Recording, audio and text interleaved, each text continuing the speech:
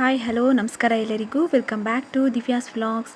ಎಲ್ಲರೂ ಹೇಗಿದ್ದೀರಾ? ಎಲ್ಲರೂ ಚೆನ್ನಾಗಿದ್ದೀರಾ ಅಂತ ಭಾವಿಸ್ತಾ ಇವತ್ತಿನ ವೀಡಿಯೋನ ಸ್ಟಾರ್ಟ್ ಮಾಡ್ತಾ ಇದ್ದೀನಿ.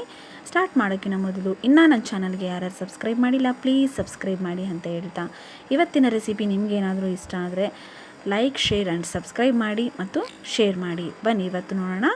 ಇಲ್ಲಿ ನಾನು 1 ಕಪ್ ಆಗೋಷ್ಟು ನಾನು ಸೋಯಾಬೀನ್ನ ತೊಗೊಂಡಿದ್ದೀನಿ. ಅದಕ್ಕೆ ಈಗ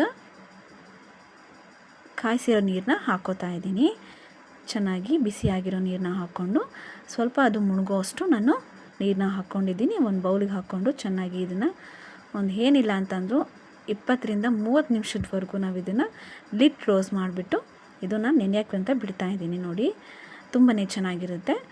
ಇದನ್ನು ಚೆನ್ನಾಗಿ ಸ್ವಲ್ಪ ನೆಂದ್ರೇ ನಮಗೆ ಟೇಸ್ಟ್ ಬರೋದು. ಸೊ 30 ನಿಮಿಷ ಆಗೋವರೆಗೂ ನಾನು ಇದನ್ನು ನೆನೆಸೋಕ್ಕಂತ ಬಿಟ್ಟು, ಇನ್ನೊಂದು ಕಡೆ ನಾನು ಸಣ್ಣದಾಗಿ ಹಚ್ಚಿಟ್ಕೊಂಡಿರೋ ಈರುಳ್ಳಿ ಮತ್ತು ಇಲ್ಲಿ ಕ್ಯಾರೆಟ್, ಇಲ್ಲಿ ಇನ್ನೊಂದು ಕಡೆ ಅಲ್ಲ ಬೆಳ್ಳುಳ್ಳಿನ ಈ ಥರ ಸಣ್ಣದಾಗಿ ಕಟ್ ಮಾಡ್ಕೊಂಡು ಇಟ್ಕೊಂಡಿದ್ದೀನಿ. ಬೆಳ್ಳುಳ್ಳಿ ಸ್ವಲ್ಪ ಜಾಸ್ತಿನೇ ತೊಗೊಂಡಿದ್ದೀನಿ ಮತ್ತು 2ರಿಂದ 3 ಹಸಿರು ಮೆಣಸಿನ್ಕಾಯಿನ ತೊಗೊಂಡಿದ್ದೀನಿ. ಈಗ ಸ್ಟವ್ ಆನ್ ಮಾಡಿಕೊಂಡು ಒಂದು ಪಾತ್ರೆನ ಇಟ್ಕೊಂಡಿದ್ದೀನಿ. ಈಗ ಇದಕ್ಕೆ 4 ಟೇಬಲ್ ಸ್ಪೂನಷ್ಟು ಆಯಿಲ್ ಹಾಕ್ಕೊಂಡಿದ್ದೀನಿ. ಎಣ್ಣೆ ಸ್ವಲ್ಪ ಕಾಯೋವರೆಗೂ ನಾವು ಇದನ್ನು ಸ್ವಲ್ಪ ಬಿಡೋಣ. ಈಗ ಇದರಲ್ಲಿ ನಾನು ಕ್ಯಾರೆಟ್ ಒಂದೇ ಯೂಸ್ ಮಾಡ್ತಾ ಇರೋದು. ನೀವು ಬೇಕಾದರೆ ಸ್ವಲ್ಪ ವೆಜಿಟೇಬಲ್ಸ್ನ ತೊಗೋಬೋದು. ಈಗ ಎಣ್ಣೆ ಕಾದಿದ ನಂತರ 1/4 ಟೇಬಲ್ ಸ್ಪೂನ್ ಆಗೋಷ್ಟು ನಾನಿಲ್ಲಿ ಜೀರಿಗೆ ಹಾಕ್ಕೊಂಡಿದ್ದೀನಿ ಮತ್ತು ಅಲ್ಲ ಬೆಳ್ಳುಳ್ಳಿನ ಈ ಥರ ಕಟ್ ಮಾಡ್ಕೊಂಡು ಇಟ್ಕೊಂಡಿದ್ದೆ ಅಲ್ವಾ, ಅದನ್ನು ಕೂಡ ಹಾಕ್ಕೊಂಡು ಸ್ವಲ್ಪನೇ ನಾನು ಇದನ್ನು ಫ್ರೈ ಮಾಡ್ಕೊತೀನಿ. ಅಂದರೆ 3 to 4 ಮಿನಿಟ್ಸ್ ಆಗೋವರೆಗೂ ಚೆನ್ನಾಗಿ ಫ್ರೈ ಮಾಡ್ಕೋಬೇಕು. ಅಲ್ಲ ಬೆಳ್ಳುಳ್ಳಿ ಎಲ್ಲ ಸ್ವಲ್ಪ ಹಸಿನಾದ ಹೋಗೋವರೆಗೂ ಫ್ರೈ ಮಾಡ್ಕೊಂಡಿದ್ದ ನಂತರ ಇಲ್ಲಿ ಕರಿಬೇವನ್ನ ತೊಗೊಂಡಿದ್ದೀನಿ. 1 ಕಡ್ಡಿ ಆಗೋಷ್ಟು ಕರಿಬೇವನ್ನ ತೊಗೊಂಡು ಅದನ್ನು ಕೂಡ ಚೆನ್ನಾಗಿ ಫ್ರೈ ಮಾಡ್ಕೊತಾ ಇದ್ದೀನಿ. ನೋಡಿ, ಸ್ವಲ್ಪ ಹೊತ್ತು ಫ್ರೈ ಮಾಡ್ಕೊಂಡಿದ್ದ ನಂತರ 2 to 3 ಮಿನಿಟ್ಸ್ವರೆಗೂ ಸಾಕು ಫ್ರೈ ಆಗುತ್ತೆ.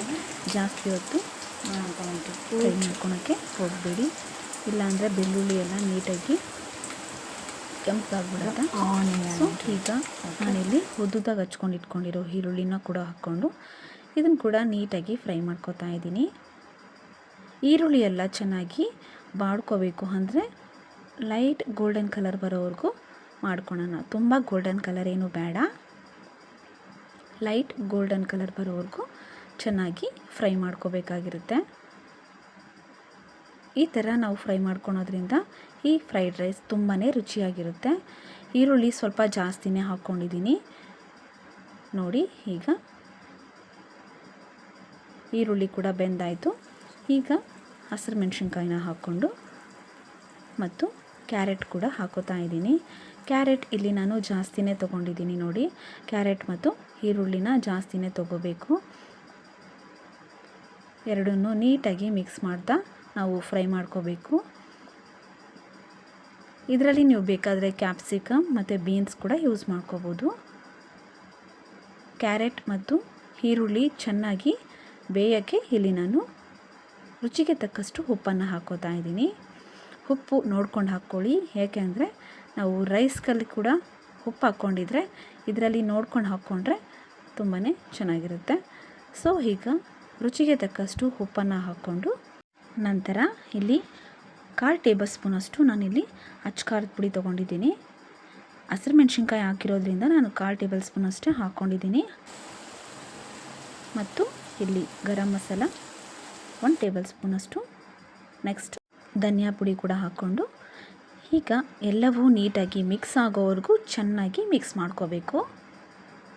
ಉಪ್ಪು ಖಾರ ಎಲ್ಲವೂ ನೀಟಾಗಿ ಹಿಡ್ಕೊಳುತ್ತೆ. ನೋಡಿ, ತರಕಾರಿ ಎಲ್ಲ ಹಾಕಿರಿದ್ದೀವಲ್ಲ, ಇಲ್ಲಿ ಹಸಿರು ಮೆಣಸಿನ್ಕಾಯಿ ಮತ್ತು ಈರುಳ್ಳಿ, ಕ್ಯಾರೆಟ್ ಎಲ್ಲವೂ ನೀಟಾಗಿ ಇಲ್ಲಿ ಸಾಫ್ಟ್ ಆಗೋವರೆಗೂ ನಾನು ಇದನ್ನು ಫ್ರೈ ಮಾಡ್ತಾನೆ ಇರ್ತೀನಿ. ತುಂಬಾ ಈಸಿಯಾಗಿರುವ ಈ ರೆಸಿಪಿ ತುಂಬ ಟೇಸ್ಟಿ ಕೂಡ ಇರುತ್ತೆ. ಈಗ ಇದಕ್ಕೆ ನಾನು ಮೊದಲೇ ನೆನೆಸಿಟ್ಟಿರುವ ಈ ಸೋಯಾಬೀನ್ನ ಕೂಡ ನಾನು ಈ ಥರ ನೀರೆಲ್ಲ ಈ ಥರ ಸ್ಕ್ವೀಸ್ ಮಾಡಿ, ಅಂದರೆ ನೀರೆಲ್ಲ ಹಿಂಡ್ಬಿಟ್ಟು ಅದನ್ನು ಹಾಕ್ತಾಯಿದ್ದೀನಿ.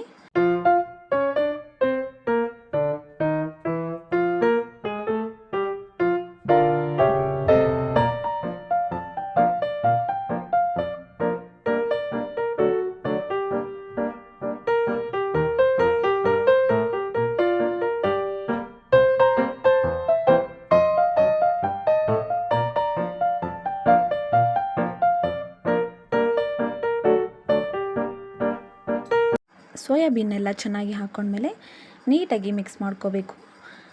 ಇದನ್ನು ಚೆನ್ನಾಗಿ ಮಿಕ್ಸ್ ಮಾಡಿಕೊಂಡ್ರೆ ಸೋಯಾಬೀನ್ಗೆಲ್ಲ ಖಾರ ಉಪ್ಪು ಅವನ್ನೆಲ್ಲ ಚೆನ್ನಾಗಿ ಹಿಡಿಯುತ್ತೆ. ಸೊ ಈಗ ಮಿಕ್ಸ್ ಮಾಡ್ಕೊಂಡಿದ್ದ ನಂತರ ಒಂದು 5 ಮಿನಿಟ್ಸ್ವರೆಗೂ ನಾನು ಇದನ್ನು ಲಿಡ್ ಕ್ಲೋಸ್ ಮಾಡಿಬಿಟ್ಟು ಬಿಟ್ಟಿದ್ದೆ ನೋಡಿ. ಈಗ ಚೆನ್ನಾಗಿ ಇನ್ನೂ ಸ್ವಲ್ಪ ಸಾಫ್ಟ್ ಆಗಿಬಿಡ್ತವೆ ಸೋಯಾಬೀನ್ಸ್. ನೆನೆಸಿರೋದ್ರೆ ತುಂಬ ಸಾಫ್ಟ್ ಅಂದರೆ ಈಗ ಇದನ್ನಲ್ಲಿ ನಾವು ಸ್ವಲ್ಪ ಕುಕ್ ಮಾಡಿದ್ರೆ ತುಂಬಾ ರುಚಿಯಾಗಿರುತ್ತೆ ನೋಡಿ. ಈಗ ಎಲ್ಲವೂ ಮಿಕ್ಸ್ ಮಾಡ್ತಾ ಇದ್ದೀನಿ. ಒಂದು 10ರಿಂದ 15 ನಿಮಿಷದವರೆಗೂ ಚೆನ್ನಾಗಿ ಮಿಕ್ಸ್ ಮಾಡ್ತಾ ಇರಬೇಕು. ಈಗ ಎಲ್ಲವೂ ಉಪ್ಪು ಖಾರ ಎಲ್ಲ ಚೆನ್ನಾಗಿ ಹಿಡ್ಕೊಂಡು ಆದಮೇಲೆ ತುಂಬಾ ಟೇಸ್ಟಿಯಾಗಿರುತ್ತೆ ನೋಡಿ. ಈಗ ಮೊದಲಿಗೆ ನಾನು ಕುಕ್ ಮಾಡ್ಕೊಂಡು ಇಟ್ಕೊಂಡಿರೋ ರೈಸ್ನ ಹಾಕ್ತಾಯಿದ್ದೀನಿ ನೋಡಿ. ಹಾಕ್ಕೊಂಡು ಇದನ್ನು ಕೂಡ ನೀಟಾಗಿ ಫ್ರೈ ಮಾಡ್ಕೋಬೇಕು. ರೈಸ್ ಎಲ್ಲ ತಳ ಎಲ್ಲ ಹತ್ಕೊಂಡ್ರೆ ತುಂಬ ಕಷ್ಟ ಆಗುತ್ತೆ ಅಂಥೇಳಿ ಮೀಡಿಯಮ್ ಫ್ಲೇಮಲ್ಲಿ ಇಟ್ಕೊಂಡು ನಾನು ಇದನ್ನು ಚೆನ್ನಾಗಿ ಫ್ರೈ ಮಾಡ್ಕೋತಾ ಇದ್ದೀನಿ. ಮಕ್ಕಳು ಟಿಫಿನ್ ಬಾಕ್ಸ್ಗೆ ಮತ್ತು ಬ್ರೇಕ್ಫಾಸ್ಟ್ಗೆ ತುಂಬಾ ಕ್ವಿಕ್ ಆ್ಯಂಡ್ ಈಸಿ ಆಗಿರುವ ಈ ಬ್ರೇಕ್ಫಾಸ್ಟ್ ನಿಮ್ಮ ಮನೇಲಿ ಕೂಡ ಟ್ರೈ ಮಾಡಿ ನೋಡಿ. ನಿಮಗೆ ಕೂಡ ತುಂಬಾ ಇಷ್ಟ ಆಗುತ್ತೆ ಅಂತ ನಾನು ಭಾವಿಸ್ತಾ ಇದ್ದೀನಿ. ಈಗ ಇದು ರೆಸಿಪಿ ರೆಡಿ ಆಗಿಬಿಟ್ಟಿದೆ. ಲಾಸ್ಟಲ್ಲಿ ಈ ಥರ ನಾನು ನಿಂಬೆಹಣ್ಣಿನ ರಸನ ಹಿಂಡ್ತಾ ಇದ್ದೀನಿ. ಅದನ್ನು ಕೂಡ ಹಿಂಡ್ಕೊಂಡು ನೀಟಾಗಿ ಇದನ್ನು ಮಿಕ್ಸ್ ಮಾಡ್ಕೊಂಬಿಟ್ರೆ ರುಚಿಯಾಗಿರುವ ಈ ಸೋಯಾಬೀನ್ ಕ್ಯಾರೆಟ್ ಫ್ರೈಡ್ ರೈಸ್ ರೆಡಿಯಾಗಿರುತ್ತೆ. Healthy and easy. ನಾನು ಯಾವುದೇ ಇಲ್ಲಿ ಸಾಸ್ನ ಯೂಸ್ ಮಾಡ್ತಾ ಇಲ್ಲ ಮತ್ತು ಯಾವುದೇ ಫುಡ್ ಕಲರ್ ಕೂಡ ಯೂಸ್ ಮಾಡಿಲ್ಲ ನೋಡಿ. ತುಂಬ ಈಸಿ. ನಿಮ್ಮ ಮನೇಲಿ ಕೂಡ ಒಂದ್ಸರಿ ಟ್ರೈ ಮಾಡಿ ನೋಡಿ. ಇಷ್ಟ ಆದರೆ please like and share and subscribe and comment ಮಾಡಿ. Thank you for watching my channel everyone.